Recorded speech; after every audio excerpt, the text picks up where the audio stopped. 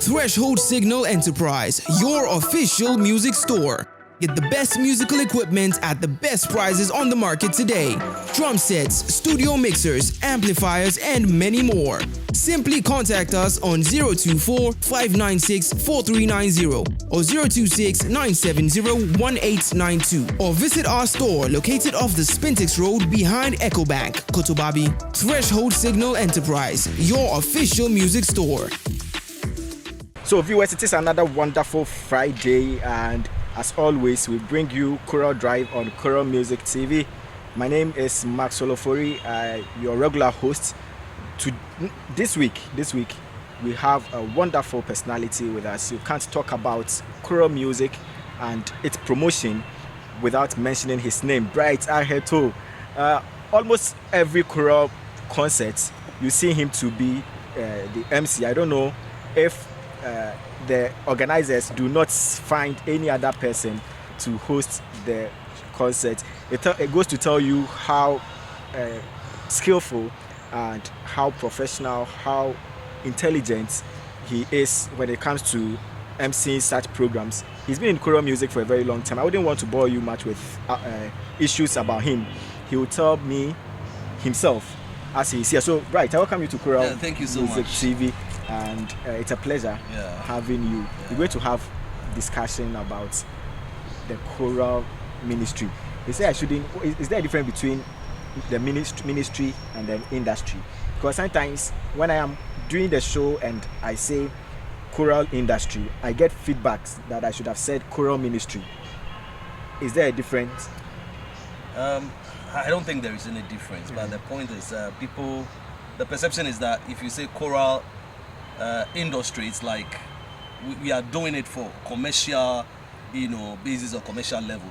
But when you say ministry, it's like we are evangelizing through, the choral music. We are preaching the word of God through choral music. So they want us to, but for me, whether choral ministry or choral industry, it's still the same. I see no difference. Yeah. Still the same. So that quickly leads us to the whole interview itself. But we'll start by yourself. All right. We hear Bright Aheto. Who is Bright Aheto? All right, wonderful. And let me say, I'm highly honored to have you to feature on this program, Choral Drive. And I must say congratulations to you guys for also coming into the whole arena, because we need more people to promote it. That's the only way we can also be widely known all over the world. To begin with, I think it started from my preparatory school. I mean, being a member of the school choir, and then we had a very good, passionate music master by name Mr. Mensah, who, all my siblings is like, we're in the same school and we all love to sing. So what happens is that he could come home and then teach us. He said, hey, you sing treble, you sing alto, you sing tenor. I see. So we were singing in the school choir, and the school choir was converted as the Methodist choir because the proprietress was a Methodist and she was the caretaker. I see. So that's how it started. So we became choirists in the Methodist church. So from there, we have the opportunity, attending conferences. That's where you see the big choir masters, and you see the way they are passionate doing their thing, and you also get, aroused with that feeling. I see. So luckily enough, I think for me, we had some big choir masters that, influenced me so much, So New Lebanon was part of our choir masters, way back. We had Iekwe, the late Iekwe. We had Abe Jacob Komnabozi, Abe, former director of the Accra choir. So a lot of guys, influenced most of us in the choir as at that time. So the passion, grew up from that level, and then teaching a lot of choirs at a point in time, just passionately moving from one choir to the other. At the end of the day, you are just happy you have taught the song and they are singing. Wow. That was not thinking about money or whatever. So it was being driven by passion, teaching choirs. So it got to a point, I said, no, have you been to Winneba? I said, no. No. The way you teach passionately, no, you need to go to Winneba. You need to go there. I said, wow. So let me think about it. Okay, so you're going to Winneba. That is University of Education. Winneba music department Yeah. was not as though you sat to decide yourself that you would do music, but then you were prompted that because of how you are able to teach people to sing, it would be best if you went to school. Tell us about the school. Yeah. I think before that, anytime we go for conferences and I see the big choir masters, the way they teach passionately and conduct, then I tell myself, no, I also want to visit Winneba Music Department now, as it was called in those days. I want to visit there and then see what exactly is there, what makes them, come out so passionately and able to influence, people who sit back and watch them. So what year are we talking about here? When did you get to UEW? Winneba, I think 2004. 2004. Yes, I think 2004.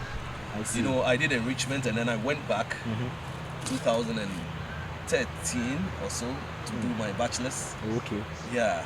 So after which, I moved into radio. So we'll come to that. Do you have some of your classmates or course mates also known in the choral ministry now, or before abandoned music and doing another thing?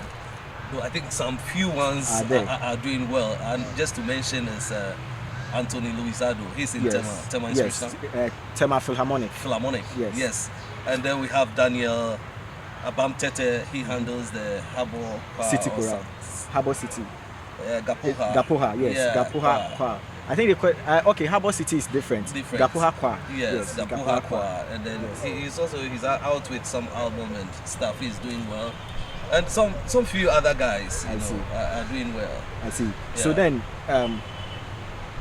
you started everything by learning music, and you went into radio. Yeah. At what point did you decide that you want to do radio, and why didn't you just continue with the music you've learned and then by shifting to radio? Yes. All right. So I was a voice major student. I did voice, okay, and radio is about voice.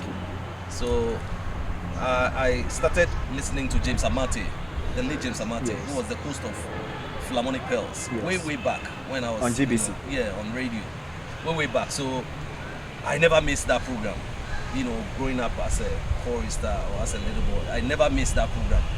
I could be sitting with you, we'll be having fun and all that. But when it is time for that thing, I just get up. When it is time for that program, I will not even tell you I'm leaving. I just get up and run straight because I know you might bring up some issue or some other stuff that would distract me. Okay? Yeah, you might bring up an issue that would distract me. So I don't even tell you I'm going to listen to my favorite program. I just get up and start running. So you think this guy is crazy. Why is he doing this? Wow. So my guys, most often they will be seated at the gate. Yes. And when it is time, I just tell them I'm coming. And I don't come again till the program is over. So I got, into that program. So I was, after school, I think before school, I once, I was asleep by then, one dawn, and I heard Abeku play some beautiful tunes. Abeku Dennis. Okay. I call him the grandfather of classical music. So I just woke up, with this song being played. And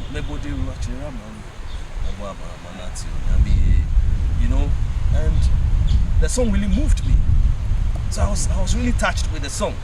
So the next morning I said, no, I'll call Abeku and then go and meet him and tell him, no, I want to come for training because that song really moved me. So that was where the relationship with Abeku started. So when I met him first time, he said, no, you have a good voice and radio is about voice. Okay, so if I understand you, from UEW, you didn't attend journalism media school. No. You didn't attend. Yeah. Okay. Then you are like Kwame Sefakan. Kwame Sefakan also came into radio without like a professional training. Yeah. And it is not out of the ordinary. No. Because you can learn on the job and then. But after I had the opportunity to attend the radio training school, GBC. Oh, okay. Because when you're on radio, you need to learn some ethics. Yeah. Whether you are presenting music, news, or feature, or whatever, you need to know the rules of the game, what you should do and not to do, and all that. So I had the opportunity to attend the radio school, and it also, helped me, coming this far. So how long have you been on radio? I've been on radio, let's say 11 years. 11 years, more than a decade. Yeah. Wow, I see. And has it all been with GBC, or you've been with other media houses? No, because I did my national service here. I did my youth employment or whatever. All that time I was on radio, and then so through all those efforts, I was established. Finally, here. So I have been on GBC throughout this 11 years. Yeah. I see. So at GBC Radio, you have a show you run. Yeah. What is that show, and what does it do actually? All right. So to take you back, I started as a producer. I was producing a program called Campus Melodies. Campus Melodies. Yeah. Yes. I think yes. Back in SHS, okay, we came with the school choir, Kibi Senior High Technical School choir. So I think in 2012 or 2011 or 2013. Nice one. Yeah, I was producing by then. Yeah. We came to the studio, and then we were recorded. That's right. right. And then later it was played with the history of the school. That's right. Yes. Your choir master by then, or conductor, I've forgotten the name. Isaac Ansel. That's right. Another passionate guy. Ansel, yes, another passionate guy. He's now with the Tema Calvary Methodist singing band. Wonderful. Yes. Wonderful. He's so passionate. Okay. I like so his from Campus Melodies, which virtually was to promote student choir. Yes, of course. Choral music in schools, singing in schools. Is it still running? No, it's no longer running. It's no longer running due to some few challenges. Okay, so now you are doing Choral Stars. Yes, now I'm doing Choral Stars. What is the idea behind Choral Stars? Yeah, in time past we had only Winneba Youth Choir, but as time goes on, you see a lot of choirs springing up. But then, as a media house, we need to educate, entertain, and inform. So the choirs cannot be doing their own thing. So we need to put some standard, across, so people know the right way to do it, and then also play some other compositions of some great composers to listen to how, their structure of composition is and all that. So it's like we wanted to keep them in standard, all right? Because if there is no standard, everybody could do whatever. I mean, innovations and stuff are always there for you to, bring some changes and stuff, but the standard must be there. You can't run away from it. So, it's to promote, also to unearth talents in schools, and also to promote choral music everywhere. I see. Yeah, I mean, so we also instill some sense of patriotism in our people. Wow. Yeah. So now, you've said a bit about how you came into choral music, and then which led you to UEW, and then from UEW you came into GBC. Between UEW and before GBC, what were you still doing music, or you stopped, and then when you got the chance on GBC radio, you continued with it? I think I was on radio more of producing before even I went to the school. Okay. You get it? Yes. I was on radio, before producing, some before I left for school. Okay, so from the time you got interested into choral music, you've never stopped? No, I have never stopped, but just that I'm no longer teaching effectively like I used to do those times. Those times, like which year are we talking about? Oh, Charlie. For how long have you been into it? Let me say roughly 25 years. Nice. Yeah, so it got to a point I said, Charlie, there are more killers coming into the industry. Let's give them the opportunity. When it gets to a point, you see some other, guys who are very, let me say, they are out with some kind of energy. All right? I see. Then you need to also what? Give them the opportunity, and then also guide them for them to take it up from where you have gotten to. That doesn't mean you have stopped entirely.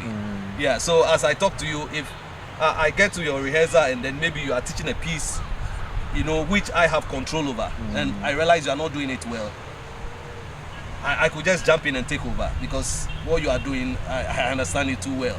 I see. You get it? Yes, I get it. If you are not doing it well, I could easily jump in and then take over from you, because I can't sit here knowing what you can do but maybe you might assume I don't know, and then you do it anyhow or whatever. I will not let you go that way. 25 years into choral music, do you have any people you look up to, mentors? Maybe from beginning you may have, and where you've got into you don't have, but have you ever had a mentor, or do you still have a mentor in choral music? Wow, this is a very big question. Like I said, I was just admiring a lot of people, but I couldn't just decide or maybe have in mind that no, this is the one I'm looking up to or whatever. I learn from everybody. I put pieces together, like trying to learn from everyone. So I can't really tell you this was my mentor or something of that sort. I see. Yeah. But 25 years, people start and they don't even get 1 or 2 years into choral music. Though they love singing, but they don't give it their all, dedicate so much time for it. But you have done it for more than 2 decades. Yeah. How has choral music changed your life? Yeah, wonderful. I think if it hadn't been choral music, I think my little contribution to the choral ministry, you wouldn't have granted me this interview. Or if the name was not in relation to maybe choral music, when you hear Bright Aheto, then you know it's choral music. Yeah. You wouldn't have granted me this interview. And I have met a lot of influential people through, having the passion for choral music, both during my active years in conducting choirs and also on radio, So as for the value, it's uncountable. I have had the opportunity, to travel to some Countries, regions and some countries even because of music. I was going to ask you that question. I mean, so as for the value, plenty. I married my wife because she said my conducting skills at that time got me attracted to her. I see. But she was just in the congregation watching. It was after married before she was telling me, this young boy is so passionate about, even that one alone is enough. But okay, so talking about that, how do you see choral music in Ghana? How do you see it? Choral music in Ghana, I think it's growing, I mean, it's coming up. I wouldn't say we've gotten there. It's coming up because I believe we can never do anything without being united. You understand? So if we are able to come together as composers, as organists, instrumentalists, as conductors or whatever, it's a chain. You might be good in playing the keyboard, but you cannot conduct, the way I conduct. Or you can compose. I cannot compose, but I can play the keyboard more than all. So it's a chain. I mean, we need to come to that realization, so that we wouldn't think, oh, okay, mine is more important than this, or this is important, or my choir is the best, and that kind of thing. Competition. Yes, I'm looking forward to a point where maybe if a choir is organizing a concert, you bring some, you invite or you feature some underground choirs. What I mean is, some other good choirs to be part of the concert. All right. So then, that other choirs also have some followers. But it's like, I don't mean you shouldn't have a program lineup for the choir itself, which maybe there is no need to feature choirs. But I mean, once a while, we should see that, you having a concert and inviting other people on board, okay? So it creates that, love for each other. It creates that, that kind of unity amongst us. Okay, so this is the second time you are using the word unity. Yeah. You think there's no unity in choral music in Ghana, or we could have done more?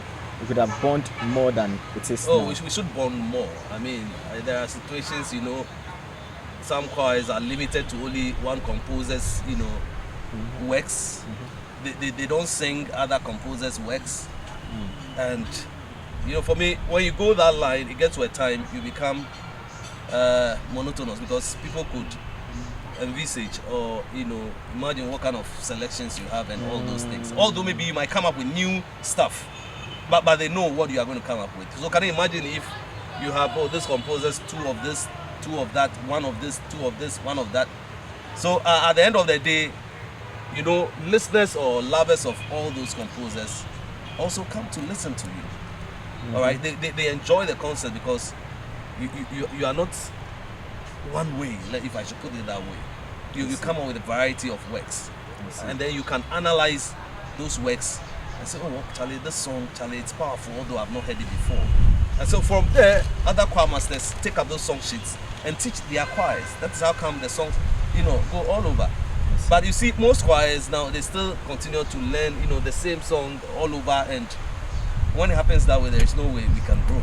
I see. Yeah. But talking about growth, do you think choral music is widely known as compared to the other genres? Is choral music widely known? You're on radio, so you're in a better position to tell whether the publicity is that high. Yeah, for me, maybe I'm saying that in Ghana here, I mean, even if in Ghana, I think maybe Accra, I'm seeing more of that, and I could see other regions also doing well. But you know, Accra is always Accra. Yeah. That's where you see more activities, you know, choir activities and stuff. You see, I think you listen to radio, and how many stations play classical music or play choral music? All right, these stations are into business. All right, so even if they will play choral music or classical music, it must be a sponsored program. I have other times, you know, my program has to rest for some months because it's not a sponsored program. So when somebody comes, oh, I need airtime from this time to this time, and it is where I play choral music. All right, it has to be taken. It has to rest. Yeah. As and when the person exhausts, you know, his program, and then wants to leave without paying back to continue, that's when maybe I can come back. Yeah, you understand? Yes. As I speak to you, Choral Stars is on recess. Okay. All right, because there is a program that has taken over time with the community. All right, which is a sponsored program, a Canadian program. Of course, you can't do dollars, right? So you need to give it out. Manifest. All right. Yes. So if we were to have sponsorship, and the program was really a sponsored program, you think it can be taken off? It can't be taken off. People enjoy choral music. All right, they enjoy it so much. But when it comes to, all right, supporting it, it's always very difficult. I see. But then, what do you think are people in choral music doing right or wrong? Which is why we are either not getting the sponsorships or we are not getting as much as we are supposed to get. You know, what are we doing right in choral music? Then we'll come to the second one. Okay, so let me say we are trying our best. Okay, in time past, you hardly hear of choral concerts. Now, if had it not been the COVID, you hear a lot of Easter concerts coming up.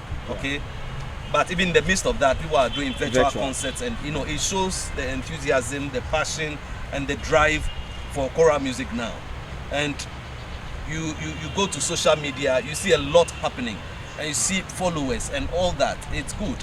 You know, even talking about moral, you know, values and all that. Some of the songs that we sing, I mean, it keeps us away from, you know, misbehaving or doing bad things or being, you know, peer pressure. I mean, you are being moved by peer pressure to go do some other stuff because of the music you listen to, or because you are in the choir, you know, or because at least you are being known by those in the choral music ministry. So you are very careful. So I think morally, it has a very big influence on us.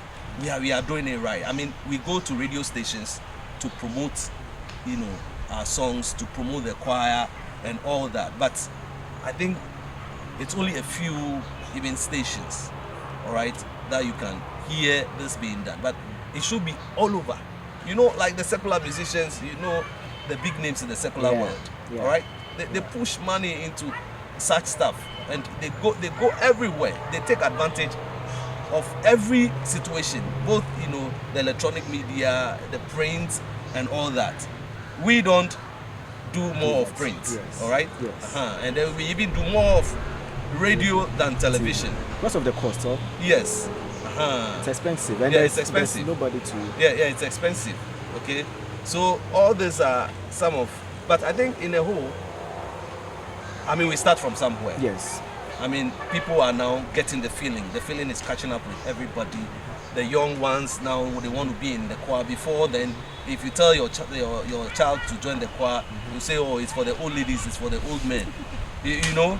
And then to the extent that now people like guys in the choir are able also to form other groups outside the choir and all that. So it's a beautiful thing, and we are all loving it. So what do you think we are not doing right? That is why we are not getting the exposure we're supposed to get. What are we not doing right? Oh, another big question. What are we not doing right? Yes. I think the managers of the radio stations should give at least an hour airtime for choral music to be promoted on their networks, whether it is bringing money or not, whether it is sponsored or not. Because it is through the hearing of the songs that makes one get to love the song. If the song is not being played widely or not being played over and over. But I remember I granted an interview to Frankie Five. He hosts a gospel show on Hits FM, and he's also on the board of I think VGMA, Vodafone Ghana Music Awards Academy. And I asked him whether he feels the presence of choral music in the country and why that. His answer was that it is not widely known. And I asked him that why is it a case and what could be done. What he told me was that, as he used himself as an example, he hosts a show on radio. He gives out the content that are out, that is available to him. So if he's going to play gospel music, it is the songs available to him that he's going to play. How do you expect him to play choral music when it is not available to him? Or if it is even available, not well packaged in terms of marketing? Do you agree with him? I disagree with him. It's because when you are passionate about something, you go get it. You go look for it. You don't wait till people, bring it to you, or maybe, I don't know. That's it. You go look for it. Okay, so for somebody, for a host like that, he's not inclined with choral music like Bright Aheto. Yes. But then he has the platform, which choral music is part of the gospel. But then he's not getting the right content from the side of choral music to feed his audience. Do you agree? Yeah. And what he's saying is that his advice is that the marketing aspects, or if I should use another word, the publicity aspect of choral music, is not high, even if it is, even if we are marketing choral music properly. But how do we make it high? Okay, so for instance, there is a choir, they go to the studio to record the songs. Yeah. And let me use even the outside of choral music. Yeah. You see them do media tours. Yeah. They go to media house to publicize the song they are bringing out. Are we seeing that thing in choral music? You see, it's not something that we started doing long before. Okay, it's as a result of the interest of choirs coming up, springing up all over. All right, that is how come we are also now seeing what's happening, because like you said, those secular musicians, it has been a normal thing for them since ever. Okay. All right. So for us now, what we need to do also is to promote the songs on you. If I'm doing choral music or I'm promoting hymns, you don't expect the people to bring them to me. I have to go to the market and then buy. Okay, this time they are online. You could equally, download or something, because your image is also at stake. You need to invest in what you do. Exactly. I wouldn't sit down and wait for. I could even call the choir. Oh, you are a choir. Do you have any album? All right, so let me have a copy of the album. Okay, so that's how come I'm going to have a lot of collections, and then start promoting them. But the commercial aspect is, some of the stations or whatever, you don't just send your works to them for free. So maybe the choir is not having the means to go to pay. them and just give them the CDs and then leave. That's another point. Because they will send them and they will just keep them aside. Yeah. Especially when the song is not nice. And they are not into that. So, of course, it's not nice for them. Unless somebody who is into that field, okay, he could really determine, oh, the song is good. So, whether at the end of the day, they add a token to it or not, he will still go ahead and play because he's so passionate about that kind of music. They haven't gotten to that, that level. I mean, they wanted, but of course, when you add something to it, they will make time and play. Of course, I cannot go there and then leave, something that, okay, this is my choral music.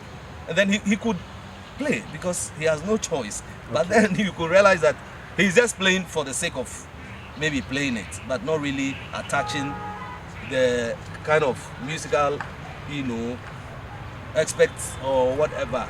As a passionate choral musician or whatever, you just play for playing it. Okay, so yeah, so I want to ask you this: choral music in general, is it a business or a ministry? It's both business and ministry. So where do we draw the line of business and then ministry? Yeah, because we all know, even as an evangelist, wherever you are going somewhere, you need to look good. All right, you go by a vehicle or whatever. You need to even eat when you are hungry, and even, of course, pass some on to those you are going to minister to. All right, yes. So it's just like that. If a choir wants to organize a concert, just look at this throat cutting, concert fee. Of hiring an auditorium. Then, that aside, you talk about sound, you talk about lightning. Yes. You talk about camera, stage work, videoing, and all those things. You don't get anything out of that. It's out of passion that people do whatever they are doing. But at least to cut down defray some minor costs. All right. So they will decide to charge something, some token for gate fee, to be able to cut some cost off so that they could continue to entertain their people who love choral music. Okay. So that is where sponsorship must come in. Okay, and we are not seeing that. People love choral music, but when you go to because the focus is too much on that, it should be commercial viable before they can sponsor. But you cannot compare choral music to the gospel music or whatever, those secular music, and no.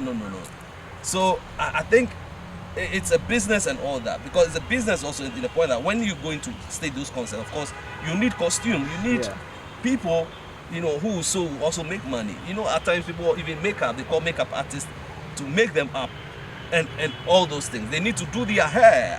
So it also creates, some kind of money or generate money for some people who are into those industry and who are into, those kind of, let me say, yes, those kind of industry, making them look good and all, directing, sitting back, and mostly it is this patron. This person is a patron of the choir of this choir. So when the choir is about organizing a concert, then they'll go to the patrons for the patrons to contribute. Yes. For them to do it. But you've almost always been emceeing choral events. Yeah. Some of which are paid for. You buy tickets before you go. Some are for free. How do you see the audience? In numbers, in terms of numbers, to concerts that are charged, where they charge, you pay for a ticket. Let me say, you buy a ticket for that concert, and then another concert is free. How do you see the attendance of these two? Is it? We started with this free thing. So at the point when you start charging, definitely you wouldn't get the full audience. All right. So that is how it is going to be. But if you charge for a concert, it shows how serious you are. It means you want to make some impact, or you really want to communicate something to your audience, that it's a serious thing you are coming to do. It's not just coming to entertain or whatever. Although there is some form of entertainment, maybe in concerts, but it shows how serious-minded you are. You get it when you travel outside. I mean, there is nothing like free concert because you know what you are going to watch. It's something else. Okay. So at the end of the day, you know you are not just going to pay just to waste your money or just, but you end up leaving there fulfilled that I paid for what I went to watch. I see. So talking about concerts, before Bright Aheto, this time not as an MC, all right, would decide to go for this choir's concert, what would be your expectation? What would you first think of that it is the reason I am going there? Is it about the repertoire? Is it about the choir itself, or the fact that you want to be there to meet other people and fraternize? Yeah, I mean, it's all part of it. But most especially, I want to listen to the compositions. All right, I want to listen to, watch how the people are going to perform. All right, of course, I'll look at the environment and all that. Everything comes to play. It also add some kind of value to the program, and even it enhance your performance. I see. All right, so I look out for all these things. All right, so if, for instance, at the point I also want to organize one, I also know I've been to some concerts. I mean, this and this and this was used in organizing it. So I also try to, but most especially I want to hear something exclusive, something different, not something I've heard over and over. Okay. And are you always satisfied? Do you get the expectations you take there? Are you always probability of let's say on a scale of 1 to 10, where will you place your expectations of majority of the concerts you've gone to? Oh, I only want to mention. You are not going to mention any part. You don't mention any program. Yes, I'm not going to mention any program, but most often I go, and then it depends on the kind of concert I attend. Maybe it could be a Christmas concert, an Easter, or a normal choral concert. All right. So, and maybe most of the songs I have heard them, or myself I have played them over and over. So the rest is maybe the performance. I mean the voices. Yes. That's what. And it's only, I mean, some few choirs. So from all the choral events you've gone to, if I want you to mark your expectation from 1 to 10, what will be the figure you will give? Oh, let me put it at maybe a little bit above average. Average. Yeah. Okay. Then that's not bad. Yeah, that's not bad. That's not bad. But have you encountered this time as MC of choral events? Have you encountered difficulties with sound? And that if you had your way, you would have advised, or if you have the chance to talk to a choir or choirs about before they organize their events, you will say that because of the experience I had at this event, that event, as far as sound is concerned, you people should do A, B, or C. First, have you encountered difficulties with sound at choral events? Oh, a lot of times. I mean, for sound, I think it's something. You see, if we're to be that kind of collaboration, okay, we could think about that aspect also, because it's also part of the whole concert performance. I see most of the sound as try and error. I mean, like they try to do something, but maybe because of my your radio sound, like, of course, and maybe because of you have other access concerts I have listened to. I mean, so like the sound I hear, for me, it's not always up there. I mean, there are a few ones that are good, but most often it all boils down to cost. Because if you cannot pay for quality sound, I think they will give you something to be fit your standard. Right? You cut your coat according to your material. That's right. I mean, that's right. I mean, you cannot go to carry some big sound, how do you call it? Sound big sound outfit, or those who do sound quality sound for National Theatre, for maybe Independence Square, those big sound, where would you get a means to do that? So at the end of the day, you just have to do something just to. But there is this new thing of instrumentals for, let's say, 6/8 or high life. When you go back, let's say about 10, 15 years, we had the conga, the tambourine, the deruta, typical Ghanaian display. As we speak now, it is fading. If not, that we don't even see it again. 25 years, you may have listened to that time and then this time. Where do you see the quality of the African sound that we want to do? Choirs use the organ to do their own instrumentals, and then they use it to accompany the choristers to sing. And the time when we had the real thing, people playing everything at once, which one would you go for and why? Times are changing, so usually some of these things you cannot really say much about it. I mean, it depends on the what you want to do or what you want to bring out. Okay, so like some of you, the secular musicians, if they want to record their songs, they want the real guitar, lead guitar, they want to hear the bass sound, they want to hear the trumpets, all those things should be played live. So it depends on what the person wants. But I don't think we should move away completely from those times where we used to, because there are people who even the playing of the conga alone, gave them opportunity to travel outside the country, or that has opened doors, for them. Even the maracas, the dundo, those times, it also gives a different feeling altogether. But now I think it's more of the synthesized sound from the keyboard. Now doubling out the keyboard, 2 or 3 being used and all that. But at the end of the day, it depends on the music director or what kind of sound he wants to, have at the end of the day.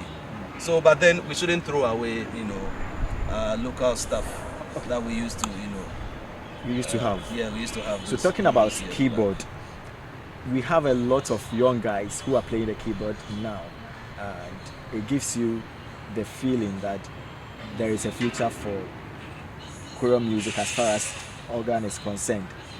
How do you see them? How do you see their attitude towards playing the organ for choirs? How do you see it? Yeah, I think it's beautiful. I mean, now with adding 1, 2, or 3 keyboards at a time, because you cannot go in for an orchestra and you need some kind of effects, in the kind of songs you want to perform. All right, so it is also giving opportunity to the young boys, to also learn how to play the keyboard. When they see about 2 or 3 people on keyboard playing, they are also, being influenced in a way to also learn the playing of keyboard. So, for me, it's good. It's all good. I mean, other choirs have also come on board, also using 2, 3 keyboards and all that, just to make the whole thing look beautiful. And at the end of the day, that is what matters. All right. If you also want to use some other, live percussion instrument, fine.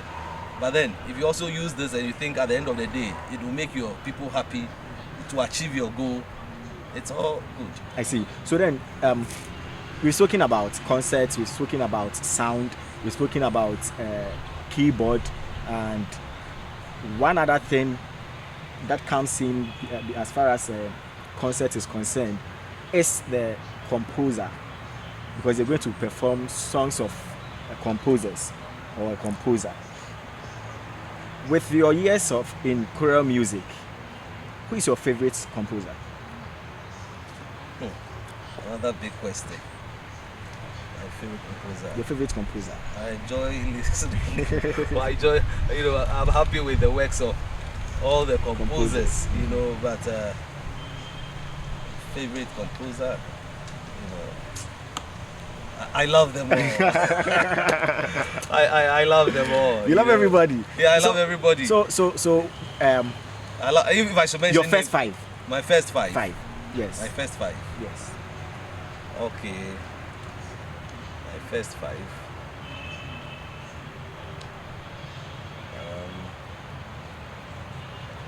My first 5. Okay, I have George Wallace Do. All right, he's a professor in Mississippi. Yeah. a very great composer. And then I have NZ Nayo. All right. I have the late Honorable Walter Blege, right? New Love Annan and James Varick Ama. I see. Okay, so I heard Mississippi, which means outside the country. Yeah. So if you take that out, you have And four. then too late. Too late. So we have two living. Yeah. James Varick Ama and New Love Annan. Yeah. Okay, so these composers have their songs known to everybody through choirs. No, I left one out. You left one? The late Ken Kafui. Ken Kafui. Yeah. Ken Kafui. Is it because you are from Volta region? Is it because you are? No, not really. I just love his songs. You love his songs. Yes, I love his songs. I see. Okay, he was a great musician. But then, which choir? I don't. This one, I'm not going to ask you to mention. Yeah, these are three the or surprise five. questions, right? All the choirs in Ghana. Which is your favorite? All the choirs in Ghana. In Ghana, yes. The first one, I opened it up for you without stating whether Ghana or Africa or the world. Okay. So you had the lassity of going abroad to add some. But this time, let's come home. All right. Which choir in Ghana do you really love to always listen to? Winneba Youth Choir. Any reason? You know, they were the earliest people that started recording, you know, hymns and their anthems and stuff. So I have played their songs or their recordings over and over and over, and the quality as at that time and now, there is a vast difference. If I should play their hymns, their earliest recording hymns, and I play today's hymn, you see a difference. I don't know if they recorded it outside, but I'm sure it was recorded here. But the quality of the sound I play, and I mean, yeah. So when I was in Winneba too, I mean, I used to go to the Ebenezer Methodist. Yeah, I mean, just to you know, Sundays, just to listen to the choir and all that. So I have that, you know, love for them. All right. Okay. Yeah. Okay. Although I know now they are not as before, but then because I have played their songs over and over, I see. still have them as my favorite. I see. So if you had the chance to change something in choral music, what would that be? Wow. To change something in Something choral music. choral music as we see it now in Ghana. Yeah. What would you love to change? Oh, yeah, Charlie. Not changing from bad to not changing from good to bad. If it is good, then we should rather help for it to be better. All right. What I would change? What if you have the opportunity? Yeah. What would you change in choral music? For me, I would wish that the churches, all right, offer the auditoriums free for choirs to have concerts. So that they don't have to pay for. You don't have to pay for it. All right. So maybe some talking to maybe you are going to use electricity and stuff. All right. So for that one, but to pay heavy amount to use the concert, maybe 150 million and all those stuff, I don't think we have gotten there yet to pay, you know, those huge amounts to have our concert. Because at the end of the day, the kind of songs we are performing, it's to what? It's to give us healing. It's to also what? Change our minds. People have problems and all that, and they listen to that kind of music and they feel good. I mean, so I don't think they should charge for those auditoriums. Even likewise, National Theatre and, you know, Conference Center. You know, the number of young guys now in choral ministry or in the choirs. I mean, if it hadn't been the choir, most of them would be out there just misbehaving like other people do. But because of choir, it's really shaping their lives. It's molding them in a way that they are very careful as to what they do. All right? I don't think any choirista would be a member of the vigilante group. You understand? I mean, because he or she knows. It is true. I mean, you are in a choir. It doesn't permit you to be in those groups or something of that sort. So, if they should give the opportunity for more of these things to be happening, offer those places for more of these things to be happening, I mean, it will change our society for the good. Okay, so what two things would you say are the challenges facing choral music in Ghana? Two things facing choral music. I think we have touched on. Touched on that. You've spoken about auditorium. Yeah, yes. Auditorium. Okay, we have sponsorship. Okay, they should sponsor. I mean, media houses, managers should offer some airtime. Okay. To presenters who have the background, to present or to host music programs, be in classical music, be in choral music or whatever. They should give out airtime. I mean, and it should be permanent. I mean, it shouldn't be like somebody comes, I need that airtime, then they take off the program, and it's like you don't have value for that kind of music on your airtime, which is a problem. Most people do not value choral music, So if you value choral music, you make sure choral music is on your radio. If you really love choral music, you make sure you create space for choral music on your radio. But if you don't love it, choral music is there. Is there a competition between composers of choral music in Ghana? Another big question. Of course, you see, as the saying goes, two captains can never sail in one ship. All right. So when they meet, there is this pretense that everything is well. But I don't know if they have been, talking about one to the other or whatever.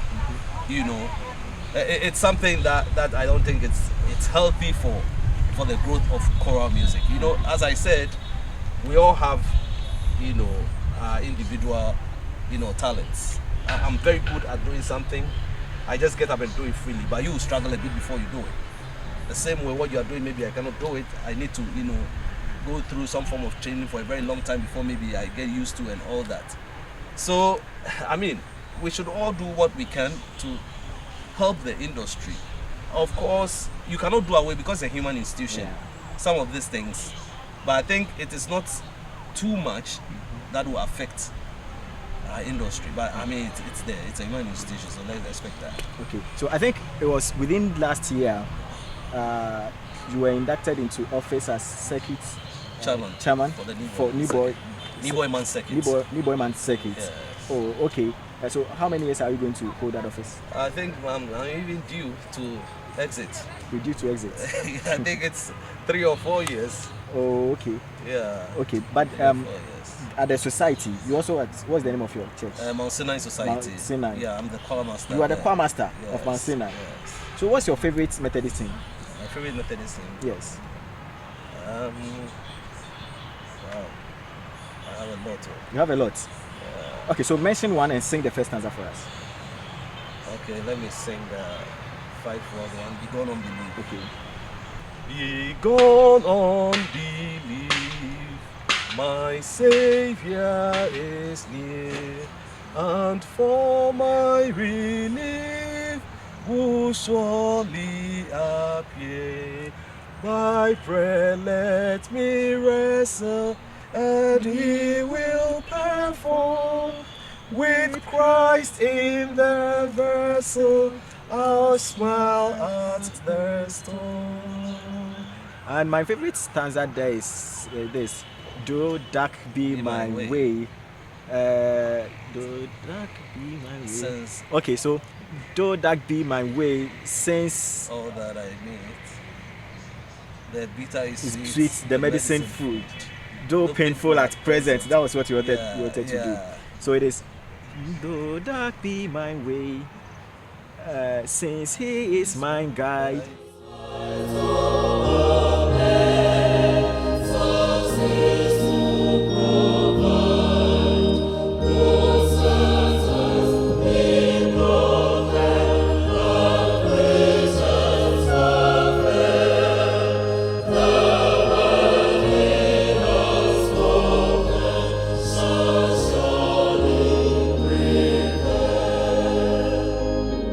That was MHB 511. MHB 511. Be gone and believe. It's one of your favorite songs. So when we come to the anthems, which anthem is your favorite?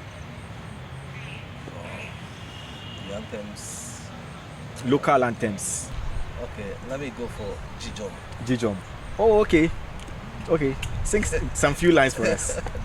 Oh, okay. Jijom pevenye Yesu to. The warm upload viva vato. All right. Jijom siato yemo wabo. Amesinya viva wom. No, Yesu do wega.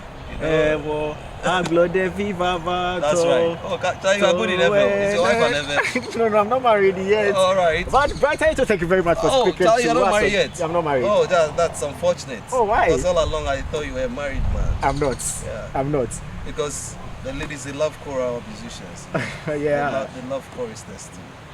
They love presenters and like the way you do it. Bright, thank you very much for your time. So, viewers, that was Choral Drive, our time with Bright Aheto. Thank you for watching. My name is Max Solofori. I'll see you next week.